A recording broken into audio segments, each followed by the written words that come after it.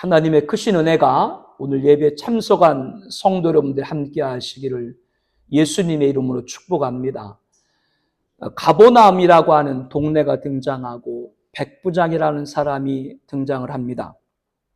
백부장은 당시 이스라엘을 지배하던 로마 보병 부대의 최소 단위는 100인데 병사 100명의 지휘관이죠. 가버나움은 이스라엘 갈릴리 지방에서도 중심지였던 것을 볼 때 본문에 등장하는 백부장은 이스라엘 갈릴리 지방을 총괄하는 책임자였던 것으로 보입니다. 로마는 이스라엘 전 지역을 구역별로 백부장을 배치하여 통치를 했습니다. 백부장은 로마의 지배자로서 피지배자인 유대인들에게 상당히 불편한 존재였습니다. 백부장은 로마 제국의 중요한 요원으로 착취와 억압의 기능을 수행하고 있었기 때문이죠. 특히 로마 제국은 자신의 식민지에 대한 개입과 강압, 반란과 테러를 예방하기 위해서 두 가지 중요한 권리가 있었는데요. 그것은 사법권과 경찰권입니다. 이렇게 백부장은 군대로서 임무만이 아니라 제국주의의 판사, 경찰, 권력을 함께 가졌던 그런 사람입니다. 나도 남의 수하에 있는 사람이라 이렇게 백부장이 자기를 말하고 있는데 그 뜻은 나는 권세 밑에 있는 사람이다 라고 하는 것입니다. 백부장의 정체성을 밝히고 있죠. 자신이 로마 황제를 정점으로 해서 그 황제로부터 임명받은 갈릴리 지역의 분봉왕 헤롯 안티파스의 명을 따르는 자다라고 하는 뜻입니다. 이렇게 당시 이스라엘에 주둔해 있던 로마 제국의 최소 단위인 부대를 지휘하는 백부장은 유대인들에게 환영을 받을 수 없었습니다. 그 상관 헤롯은 가문 대대로 유대인을 핍박했던 자였죠. 그런 헤롯의 명령을 따르는 백부장을 유대인들이 좋아할 리가 없습니다. 그러나 본문의 백부장은 앞서 말한 이 백부장들과는 다른 점이 있습니다. 그것은 백부장의 종이 병들어 죽게 되었는데요. 그를 고치고자 하였고 그러한 백부장의 마음을 백부장이 유대인 장로들에게 전했고 유대인 장로 몇 사람이 예수님께 직접 찾아가 백부장의 종을 낫게 해달라고 간청했다는 점입니다. 이것은 이전의 설명에 비추어 볼 때 의아한 생각을 갖게 됩니다. 유대인들의 원수 헤롯, 그리고 그의 명을 받던 백부장, 그리고 그 백부장 하인의 병을 고쳐달라고 한 이가 다른 이도 아니고 누구라고요? 유대인의 장로들. 그들이 나서고 있다는 것입니다. 우리가 성경을 통해서 알고 있듯이 당시 유대인 장로들은 예수님을 굉장히 못마땅하게 여겼습니다. 그러한 유대인들, 장로들이 자신들의 일도 아니고 백부장의 부탁을 받고 예수님께 찾아와 부탁을 했다. 선뜻 이해하기가 어려운 상황이 전개되고 있습니다. 유대인의 장로들은 예수님에게 백부장 하인을 고쳐달라는 그 소원을 예수님에게 간청하면서 예수님이 반드시 고쳐줘야 된 이유에 대해서 4절에 이렇게 말하죠. 이에 그들이 예수께 나와 간절히 구하 이르되 이 일을 하시는 것이 이 사람에게는 합당하니이다. 그가 우리 민족을 사랑하고 또한 우리를 위하여 회당을 지었나이다. 유대인의 장로들은 백부장의 소원인 백부장의 종을 고쳐줘야 되는 것은 합당하다고 말씀을 하고 있죠. 왜 그런가에 대해서 그가 우리 민족을 사랑하고 또한 우리를 위해서 회당을 지었다. 이렇게 말을 하고 있습니다. 그 뜻은 백부장은 로마 군대 장교로 이방인이었지만 유대민족을 사랑했다고 하는 겁니다. 백부장은 100여 명의 군사들을 대동하며 주둔하면서 군사 그리고 사법, 경찰까지 겸한 권력을 가졌지만 그 권력을 가지고 횡포하지 않았다고 하는 것이죠. 오히려 백부장은 로마의 식민지인 이스라엘 백성들, 피지배자의 아픔을 감싸주었습니다. 그리고 유대인들이 가장 소중하게 생각하는 하나님 말씀의 전당인 회당을 세우는데도 일조를 한 것이죠. 이러한 백부장 사랑의 진정성은 유대인들에게 전해졌고 존경과 감화를 받게 되었던 것입니다. 그리고 본문에 병들려 죽게 된 자는 백부장이 아니라 백부장의 종입니다. 그렇다면 백부장의 종은 백부장같이 로마인이 아니라 유대인일 가능성이 높습니다. 지배자가 피지배자를 종으로 두는 것은 당연한 것이기 때문이죠. 그런데 그 종에 대해서 백부장이 사랑하는 종이다, 이렇게 말씀을 하고 있습니다. 백부장은 자신의 집에서 허드렛 일을 하는 종이지만 그에게 깊은 애정을 갖고 보듬어 주었을 뿐만 아니라 그가 병에 들자 주님의 도움을 간청했다라고 하는 겁니다. 이 또한 백부장이 유대 민족에 대한 사랑을 알 수 있는 대목이죠. 백부장은 유대 민족만 사랑한 것이 아닙니다. 예수님도 경외했음을 알게 합니다. 백부장이 보낸 유대인의 장로들과 예수님은 동행하면서 백부장의 집으로 향하게 되죠. 얼마나 걸으셨을까요? 백부장 집에 거의 도착했을 때 자신의 집에 가까이 오셨다는 전가를 받은 백부장 급히 벗들을 보내서 다음과 같이 말합니다. 6절에 말하죠. 예수께서 함께 가실새 이에 그 집이 멀지 아니하여 백부장이 벗들을 보내 이르되 주여 수고하지 마옵소서. 내 집에 들어오심을 나는 감당하지 못하겠나이다. 그러므로 내가 주께 나아가기도 감당하지 못할 줄을 알았나이다. 말씀만 하사 내 하인을 낫게 하소서. 먼저 백부장은 예수님을 뭐로 호칭하고 있어요? 주여. 이것은 백부장이 예수님을 주인으로 모셨다라고 하는 것이죠. 여러분의 주인이 누구세요? 예수님입니다. 백부장은 예수님을 주여 부르며 수고하지 마옵소서. 내 집에 들어오심을 나는 감당하지 못하겠나이다.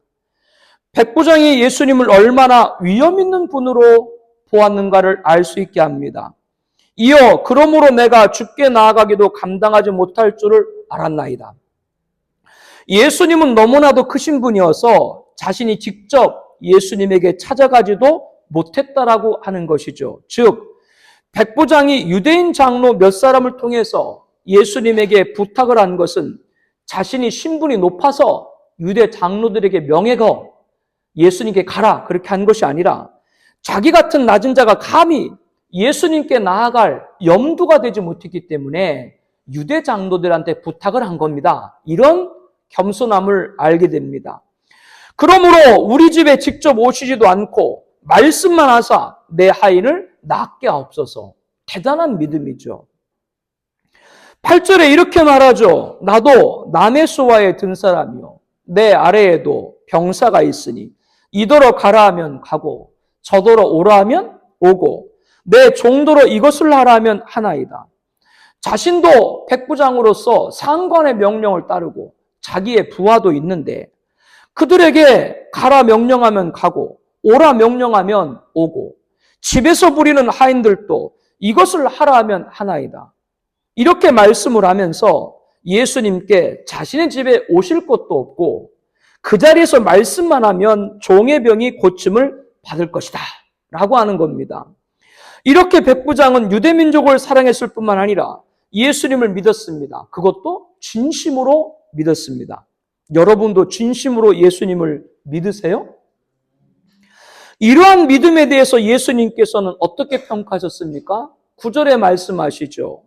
예수께서 들으시고 그를 놀랍게 여겨 돌이키사 따르는 무리에게 이르시되 내가 너에게 이르노니 이스라엘 중에서도 이만한 믿음은 만나보지 못하였노라. 예수님은 말씀만 하사 내 하인을 낫게 하옵소서. 백부장의 말을 듣고 그를 놀랍게 여겼습니다. 그리고 돌이키사 노중에 있는 무리들을 향하여 내가 너에게 이르노니 이스라엘 중에서도 이만한 믿음을 만나보지 못했노라. 예수님도 인정한 믿음을 가진 사람이 백부장입니다. 백부장은 유대 민족을 사랑했습니다. 뿐만 아니라 예수님을 구원자로 믿었고요. 이스라엘 중에서도 그러한 믿음을 찾아볼 수 없을 정도로 믿음의 사람이었다. 이렇게 백부장을 높게 평가했습니다. 그러므로 당연히 백부장이 사랑하는 종의 병도 고침을 받았겠어요? 안 받았겠어요? 10절에 보내었던 사람들이 집으로 돌아가 보매 종은 이미 뭐하였더라? 나아 있었더라. 이러한 백부장의 믿음이 본문의 핵심이죠.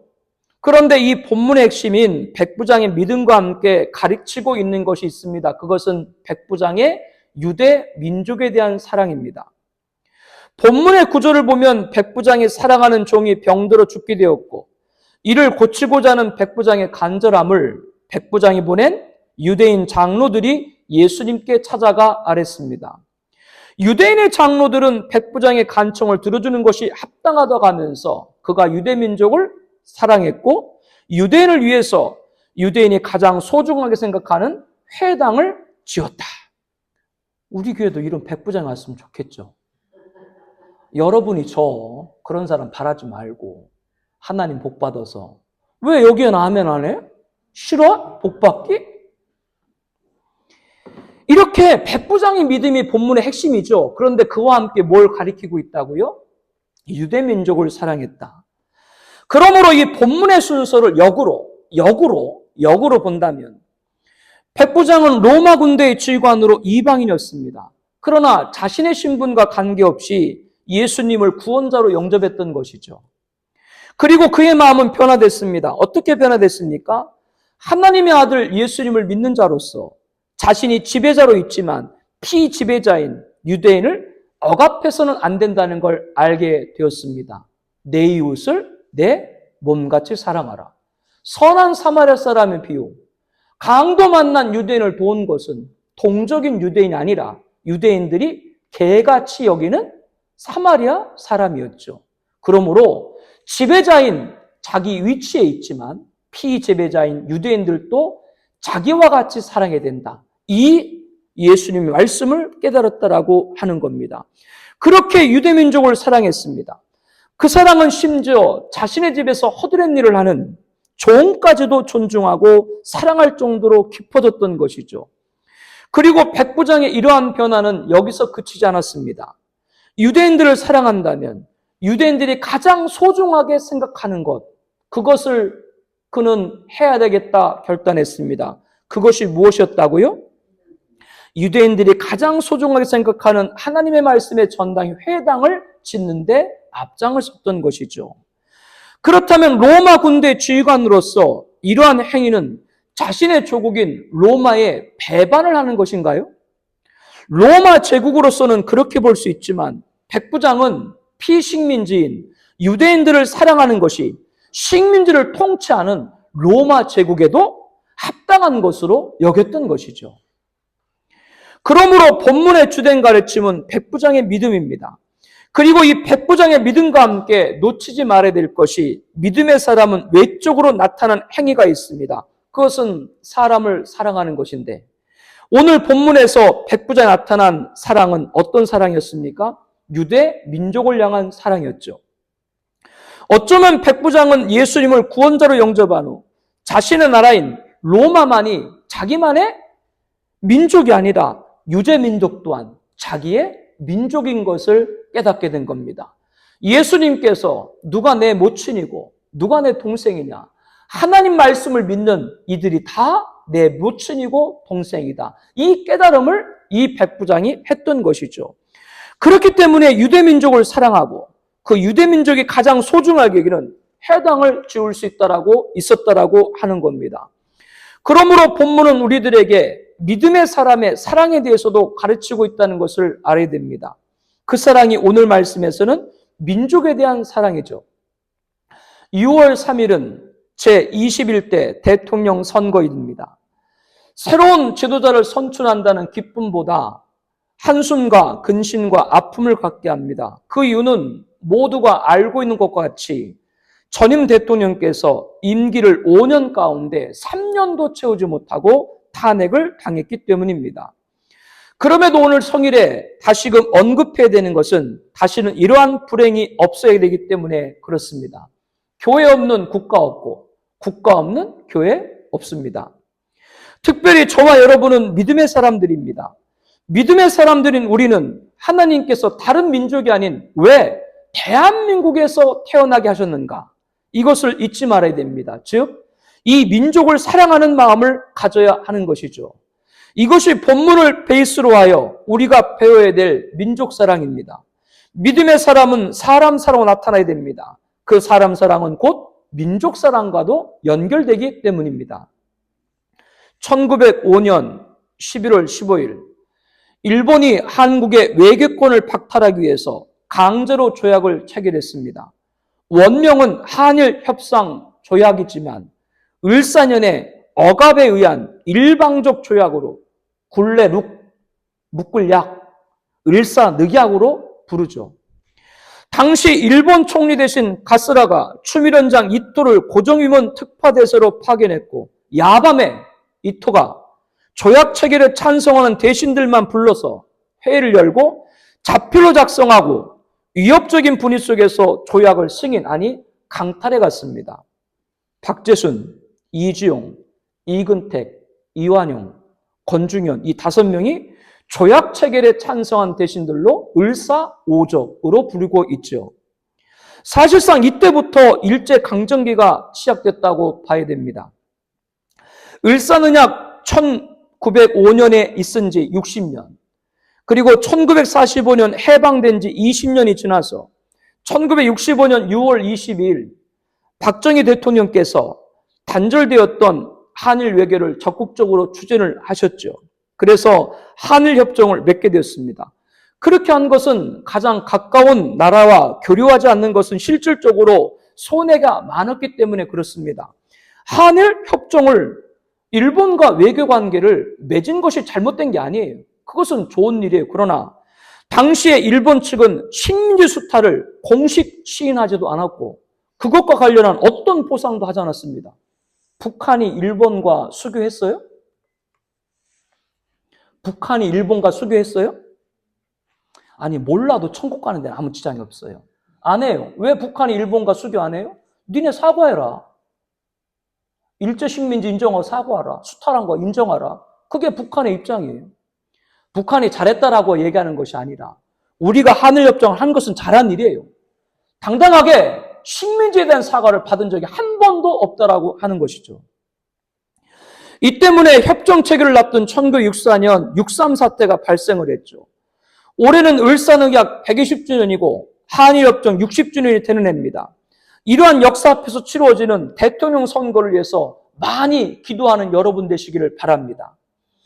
1910년 8월 29일 우리나라는 일본의 국권을 완전히 상실한 치욕의 날 경술국치 일제강점기를 지나서 1945년 8월 15일 광복을 맞아까지 약 40여 년간 한국 근대사에서 많은 애국애족 인사들이 목숨을 버리면서 나라와 민족을 사랑한 역사를 우리는 잘 알고 있습니다. 그 가운데는 3.1 만세운동의 대표, 민족대표 33인 중 3분의 1이 넘는 16분이 기독교인이었을 정도로 한국교회는 민족사랑에 앞장섰습니다. 고종황제의 밀사로 미국 루즈벨트 대통령을 만나서 독대하고 한일 합방의 부당함을 알리고 네덜란드 헤이그에서 열린 만국 평화회의에서 일제 강점을 폭로한 분이 다름 아닌 헐버트 선교사님이죠. 요즘은 중고 교과서에 이거 안 나와요? 안 나와요? 만국 평화에서 헐버트 선교사님이 우리나라 일제 강점 부당 알렸다. 이거 교과서 공부 안 해요? 학생들이 눈만 멀뚱멀뚱 떠고 있으면 어떻게 한대? 누구였다 그분이? 선교사님이에요. 그분의 유해는 서울 양화진 선교사 묘지에 안장되었습니다. 그의 묘비에는 한국인보다 더 한국을 사랑한 분 기록되어 있죠. 오늘 본문에 백부장을 보는 듯 하지 않습니까? 이렇게 한국 근대사에서 얼마나 많은 크리스천들이 민족을 사랑했는지 역사를 우리는 알고 있습니다. 그러므로 우리도 이 민족에 대한 사랑을 잊지 않는 성도가 되어야 될 줄로 믿습니다. 그리고 1945년 강복 이후 80년이 지난 오늘 한국 현대사에 있어서 한국교회는 빼놓을 수 없습니다. 1950년 발발한 6.25 전쟁에서 미국을 중심으로 한 유엔군이 참전을 하게 됐죠. 이를 막을 수 있었던 거부권을 쥐고 있던 소련 대표가 회의에 참석할 수 없었던 일 등 하나님의 도우심이 아니고서는 오늘날 대한민국이 없었다는 것 또한 우리는 잘 알고 있습니다. 전쟁은 한반도를 잿더미로 만들었죠. 이때 미국을 중심으로 한 서방의 많은 국가들이 막대한 원조를 한국에 쏟아 부었습니다. 그런데 그 막대한 원조에도 불구하고 직접적인 도움을 받지 못했던 고아, 과부, 장애인 등 전쟁 피해자들 위해서 많은 구호단체들이 도움이 있었죠. 그 중에 하나가 컨벤션입니다. 이 단체는 한 선교사님 부부에 의해서 시작됐죠. 이 컨벤션에서 많은 한국의 인재들이 배출됐습니다. 제 신대원의 은사, 그리고 제 선배 목사님, 다 이 컨벤션에서 후원했던 장학생들이었죠. 지금은 여러분에게도 낯익은 차인표 시내라. 차인표 시내라 알아요? 몰라요? 그것도 좀 이상해요. 헐버트는 또 모르고 이 차일의 신한표는 알고. 그가 홍보 대사로 있는 한국 컨벤션이 조직이 돼서 지금은 우리나라가 개발도상국들을 지원하고 있죠. 이 일에도 많은 크리스천들이 참여를 하고 있습니다. 전번에 경북 일대에 대형 산불이 발생했을 때 우리 교회가 속한 대한예수교 장로회 합동 총회를 비롯해서 많은 교회가 복구작업, 재정지원, 식사 제공 등을 아끼지 않았습니다. 또한 한국교회는 한국 사회복지시설 중 교회와 기독교인이 운영하는 것이 그 단체에 따라서 50%에서 80%를 한국교회 기독교인들이 담당합니다. 각종 헌금, 의원금도 68.8%, 북한 인도적 지원금도 51.1%, 해외 구호금도 63.9%를 기독교가 다 담당을 하고 있죠. 이는 타종교를 모두 합한 것보다 더 많습니다. 이에 대해서 긍정적이든 부정적이든 다양한 평가를 할 수 있지만 이 모든 것이 민족을 사랑한 그러한 믿음의 사람들을 우리에게 알려주고 있는 통계가 됩니다. 한국교회는 5만여 교회가 있고 8만여 목사자와 선교사가 계시고 600여만 명의 성도님들이 계십니다. 그 교회와 성도들은 각각 형편과 사정이 다릅니다. 그러므로 어느 교회가 국가를 위해서 이렇게 했기 때문에 우리 교회도 이렇게 된다. 그렇게 접근해서는 안 됩니다. 또는 어떤 성도는 이런 지역을 봉사하는데 우리 성도들도 이런 봉사를 해야 된다. 이런 식으로 접근해서도 안 됩니다. 그러나 어떤 형편과 사정이 되었건 민족을 위해서 기도하는 것, 민족을 위해서 기도하는 것은 크리스천들이 당연히 해야 될 일인 줄로 압니다. 사명이에요. 지금 우리나라 진로에 얼마나 많은 기도가 필요한 거에 대해서는 성도라면 인식을 하고 있을 것입니다. 중요한 것은 기도하는 자가 되어야 된다는 것이죠. 성경에는 국가와 민족을 위해서 기도한 말씀이 많은 곳에 기록이 되어 있습니다. 다니엘은 이방 나라에 포로로 끌려가서 총리 중에 총리로 세움받은 입지전적의 인물이죠. 그럼에도 다니엘은 조국에 대한 사랑을 잊지 않았습니다. 그렇게 왕의 명령을 거역하면서까지도 집에 귀귀하면 윗방에 올라가서 예루살렘을 향한 창문을 열어놓고 하루에 3번씩 무릎을 꿇고 민족을 위해서 간절히 하나님 앞에 기도를 올려드렸습니다. 한날은 에레미야 선지자가 기록한 말씀을 읽는 중에 큰 깨달음을 얻게 됐습니다. 지금 자기와 함께 이방 나라의 포로로 잡혀온 유대 민족의 유수 70년 만에 그칠이다. 이것을 알게 된 것이죠. 그래서 이 말씀을 통해서 유대 민족의 포로로 잡혀온 연수를 헤아려 보니 이제 얼마 안 있으면 70년이 채워진다는 걸 알았어요. 다니엘은 즉각 금식을 하고 베옷을 입고 재를 덮어 쓰고 주 하나님께 기도하며 간절히 구하기를 결심하고 기도를 올렸습니다. 성경에 그가 올려드린 기도에 관해서 자세히 말씀을 하고 있죠. 그 기도 가운데 도입, 결말만 보려고 합니다. 먼저 다니엘 기도의 시작 부분입니다. 다니엘서 9장 4절 이하에 내 하나님 여호와께 기도하며 자복하여 이르기를 크시고 두려울 주 하나님 주를 사랑하고 주의 계명을 지키는 자를 위하여 언약을 지키시고 그에게 인자를 베푸신 이시여 우리는 이미 범죄하여 패역하며 행악하며 반역하여 주의 법도와 규례를 떠났사오며 우리가 또 주의 종 선지자들이 주의 이름으로 우리의 왕들과 우리의 고관과 조상들과 우리 국민에게 말씀한 것을 듣지 아니었나이다. 다니엘의 기도는 회개로 시작하고 있습니다. 조국을 잃고 성전이 불타고 이국의 포로로 잡혀온 것은 무엇을 듣지 않았기 때문이다? 하나님 말씀을 듣지 않았기 때문이다라고 자복을 하고 있습니다. 그리고 기도의 마지막은 17절에 말합니다.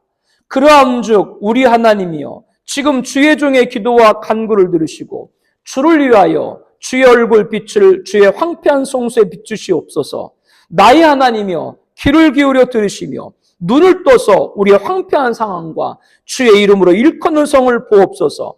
우리가 주 앞에 간구하는 것은 우리의 공의를 의지하여 하는 것이 아니요 주의 큰 공의를 의지하여 함이니이다. 주여 들으소서. 주여 용서하소서. 주여 귀를 기울이소시고 행하소서. 지체하지 마옵소서. 나의 하나님이여 주 자신을 위하여 하시옵소서. 이는 주의 성과 주의 백성이 주의 이름으로 일컫는 바 됨이니이다. 회개의 기도로 시작한 다니엘의 기도는 마지막에 간절한 도고를 올려드리고 있습니다. 주의 종의 기도를 들으시고 주의 얼굴빛을 주의 황폐한 성소에 비춰달라고 기도합니다. 무너진 성소, 성전을 일으켜달라고 하는 것이죠. 이러한 기도는 우리의 공의를 의지하는 것이 아니라 주의 긍휼을 의지하는 것이라고 간구하고 있습니다. 이어 우리가 기도할 때 부르짖는 주여 삼창을 다니엘이 처음 한 거예요. 주여 들으소서. 주여 용서하소서. 주여 귀를 기울이시고 행하소서. 지체하지 마옵소서. 나의 하나님이여 주 자신을 위하여 하시옵소서. 즉 지금 다니엘 기도에 응답하는 것은 유대 민족을 위한 것이 아니라 누구를 위한 것이에요? 하나님을 위한 것이 되기를 기도하고 있는 것이죠. 주의 성과 주의 백성이 주의 이름으로 일컫는 바 됨이니이다. 예루살렘 도성과 성전은 주의 것이니 주를 위하여 세워달라. 이런 기도죠. 참 바르고 지혜롭게 기도하고 있지 않습니까? 다니엘이 유대 민족을 위한 기도에 하나님은 가브리엘 천사를 보내서 즉각적으로 응답해 줬습니다. 하나님은 다니엘 기도에 다음같이 응답을 했습니다. 24절에 말씀을 하죠. 내 백성과 내 거룩한 성을 위하여 이른 이래를 기한으로 정하였으니 허물이 그치며 죄가 끝나며 죄악이 용서되며 영원한 의가 드러나며 환상과 예언이 응하며 또 지극히 거룩한 이가 기름 부음을 받으리라. 하나님은 내 백성 유대민족, 내 거룩한 성 예루살렘 성 이것을 위해서 이른 이래를 기한으로 정했다. 즉 하나님의 응답은 반드시 정한 기한이 있고 정한 기한이 차고 나면 내 백성 유대민족과 내 거룩한 성 예루살렘을 회복시켜 주겠다라고 하는 약속입니다.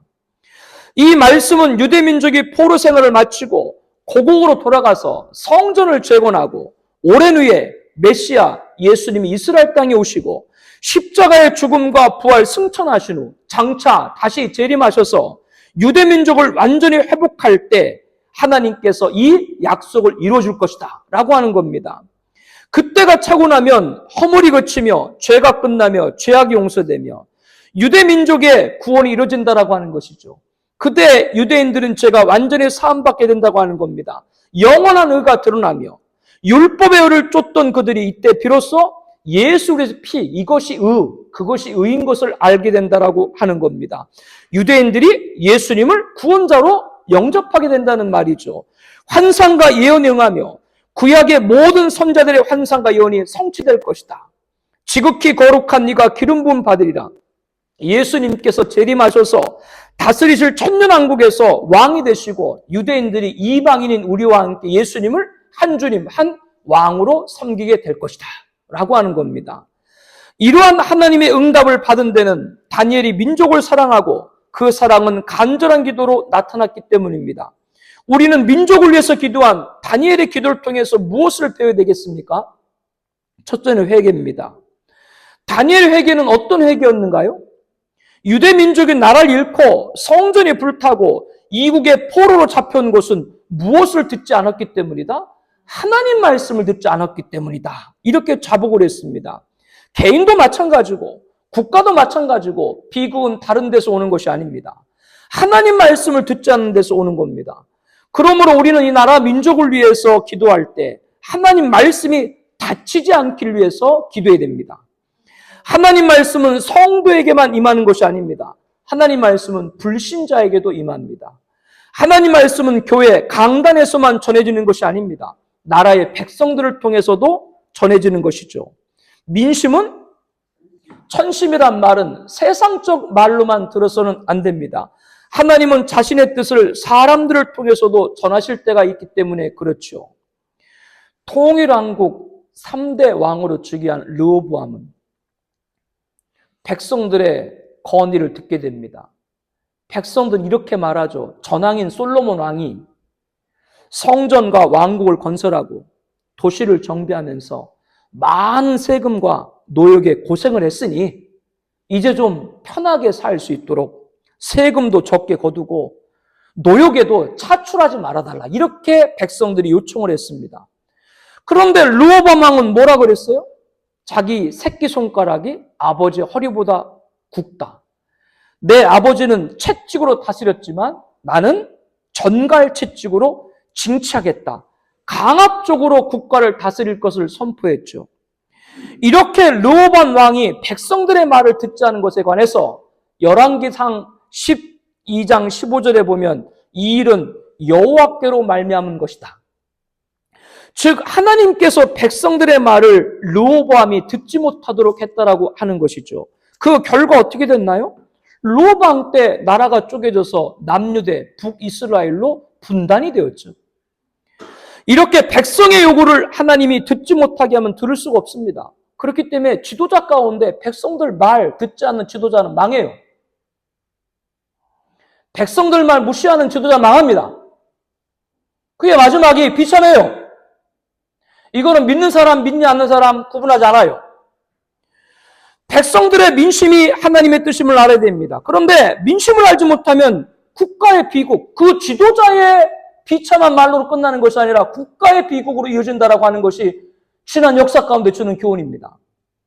그러므로 우리는 이 민족을 위해서 기도할 때 대통령부터 모든 국민들이 하나님의 말씀을 듣게 하옵소서 기도해야 될 줄로 압니다.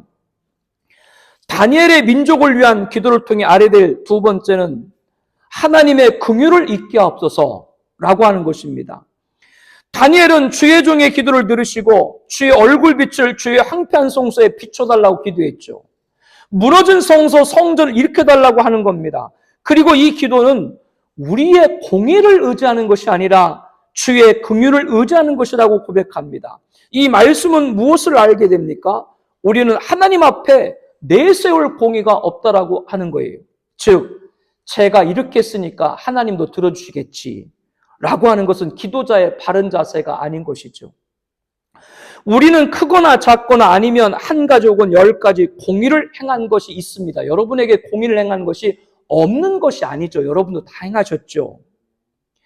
우리가 신앙생활하면서 공의를 행한 것이 왜 없겠어요? 그러나 우리가 어떤 공의를 했어도 우리를 위해서 아들을 십자가에 죽게 하신 하나님의 사랑, 모든 믿는 자에게 미치는 하나님의 은이 차별이 없느니라. 이 공의에 비교할 수가 없다라고 하는 겁니다. 왜 그렇습니까?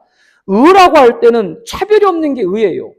여러분들이 공의를 행했는데 솔직히 내가 좋은 사람한테 행했지. 미운 사람한테도 했어요? 이 침묵은 뭔가요? 그렇게 하신 분도 계실 거예요. 누구나 예수 믿으면 차별이 없이 구원받을 수 있는 것이 의입니다. 차별이 없다. 누구든지. 이게 공의죠.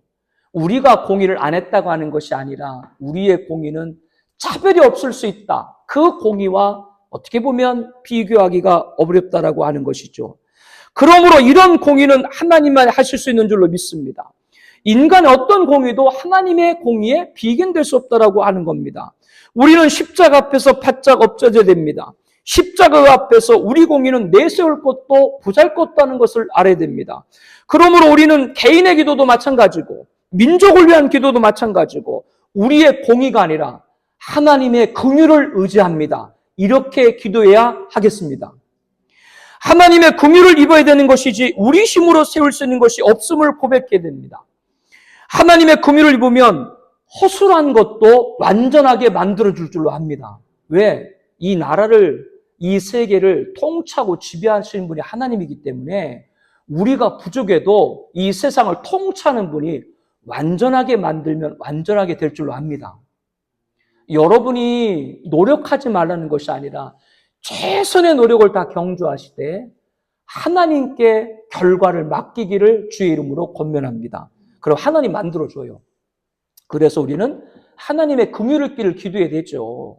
우리 힘으로 안 돼요. 이렇게 우리 가정도 우리 교회도 이 민족도 하나님의 긍휼의 길을 기도할 때 12.3 비상계엄 이후에 국가의 안보, 경제, 외교, 교회의 복음, 진리, 선교 등 문제를 이기고 나아갈 수 있는 줄로 믿습니다. 다니엘이 민족을 위한 기도를 통해서 알아야 될 세 번째, 첫 번째는 뭐라고 그랬어요? 하나님 말씀을 듣게 하옵소서. 두 번째는 하나님의 긍휼을 잊게 하옵소서. 세 번째는 하나님을 위해서 응답해 주옵소서. 다니엘은 민족을 위해서 기도하면서 주여 들으소서, 주여 용서하소서, 주여 귀를 기울이시고 행하시옵소서, 지체하지 마옵소서 간절히 기도했습니다. 그리고 무엇이라고 했어요? 나의 하나님이여 주 자신을 위하여 하시옵소서.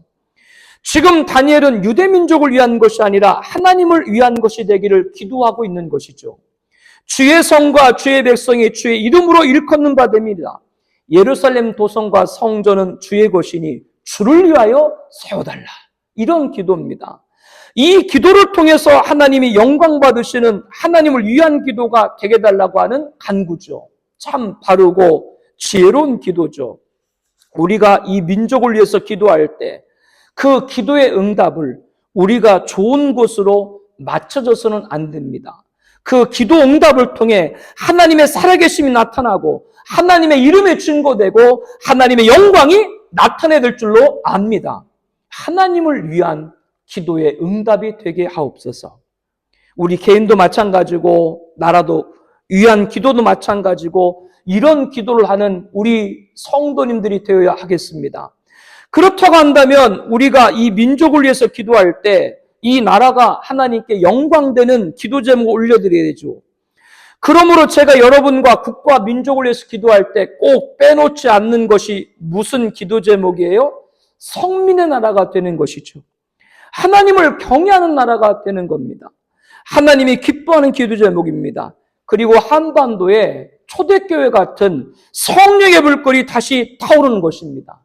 그리고 예수님이 다시 오실 때까지 땅끝까지 이르러 내 증인들이라는 지상명령을 감당하는 대한민국이 되는 것입니다. 이를 여러분들 관념적으로 생각하지 말고 포괄적으로 기도하다 보면 우리 교회로서 이 민족을 해야 될 일, 우리 가정으로서 이 민족을 해야 될 일, 우리 각각 개인으로서 이 민족을 해야 될 일을 성령께서 가르쳐줄 줄로 믿습니다. 여러분이 하고 있는 모든 일들이 이 민족을 위한 하나님의 뜻이 나타난 기도가 되기를 다시 한번 주의 이름으로 권면하여 드립니다. 중요한 것은 민족을 사랑하고 기도하는 것이죠. 백부장은 로마 군대 지휘관으로 이방인이었죠. 그러나 자신의 신분과 관계없이 예수님 믿었어요. 예수님 믿고 나서 사랑이 무엇인가? 내 동족만이 아니라 이웃도 내 이웃같이 사랑해야 된다. 그래서 유대민족을 사랑했고 그 사랑은 유대민족이 가장 소망하는 회당을 건립하는 데도 앞장을 섰죠. 이런 변화가 있었던 겁니다. 이러한 백부장의 그 변화는 예수님을 믿었던 그 믿음, 그래서 주님도 그 믿음을 인정한 것이죠. 이 믿음과 함께 놓치지 말아야 될 것이 믿음의 사람은 외적으로 나타나는 행위입니다. 그 행위가 사람을 사랑하는 것이죠. 그러므로 자신 집에서 허드렛 일을 하는 종도 얼마나 아끼고 사랑을 했는가 우리는 말씀을 통해서 잘 알게 되었습니다. 저는 믿음의 사람이 나타나는 사람 사랑은 민족 사랑과 연결된다. 여러분에게 성경을 통해서 증언을 했습니다.